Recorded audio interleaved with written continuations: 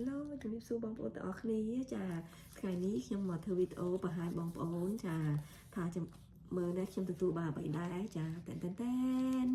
ចាគឺខ្ញុំទទួលបានស្រោមសម្បត្តិចាគឺបន្ទាប់ពីទទួលកូនចាញ់ពីសាលាមកដល់ផ្ទះចាគឺទទួលបានស្រោមសម្បត្តិចំនួន15ស្រោមសម្បត្តិចាហើយបូករួមទាំងកាលពីថ្ងៃសុក្រខ្ញុំទទួលបាន2ទៀតចាទាំងអស់គឺ17ស្រោមសម្បត្តិចាបងប្អូនមិនមែនជាស្រោមសម្បត្តិpay bill ទេណាបងប្អូនចាបើស្រោមសម្បត្តិ pay bill មិនធ្វើវីដេអូឲ្យញ៉ាំស្រោមប្រាប់បងប្អូនទេចានេះគឺជាស្រោមសម្បត្តិ check ដែលខ្ញុំទទួលបានពីអាជីវកម្ម digital online របស់ខ្ញុំចាដែលខ្ញុំអាចធ្វើការតែពីផ្ទះទេចាពីផ្ទះឬពីគ្រប់ទីកន្លែងចាគឺខ្ញុំអាចរកចំណូលបានហើយនេះខ្ញុំចង់បញ្ជាក់ប្រាប់បងប្អូនថានេះជាអាជីវកម្មពិតប្រាកដហើយទទួលបានលទ្ធផលពិតចាហើយ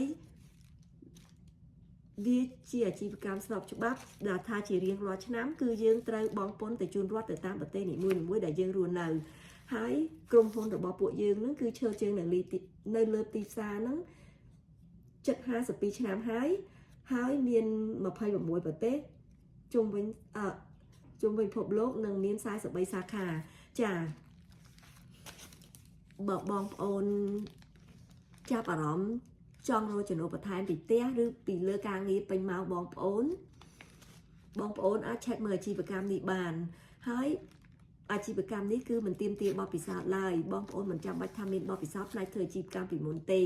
ព្រោះយើងមានវគ្គបណ្ដុះបណ្ដាលជាវីដេអូខ្លីៗដែលបង្រៀនបងប្អូនឲ្យងាយស្រួលយល់និងធ្វើតាមហើយមាន coach mentor និង community ដែលចាំជួយយើងគ្រប់ពេលដែលយើងត្រូវការចាហើយនឹងមានការ live mastermind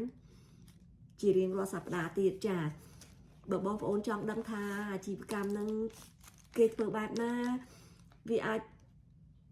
ស័ក្តិសមចំពោះបងប្អូនឬក៏អត់បងប្អូនអាចផ្ញើសារមកខ្ញុំឬចូលទៅក្នុង website របស់ខ្ញុំ www.siwheng4.com នោះបងប្អូននឹងទទួលបាន link សិក្ខាសាលា90នាទីដែលឥតគិតថ្លៃអូខេអរគុណច្រើនបងប្អូនដែលបានតាមដានវីដេអូខ្ញុំរហូតដល់ចប់ជម្រាបលា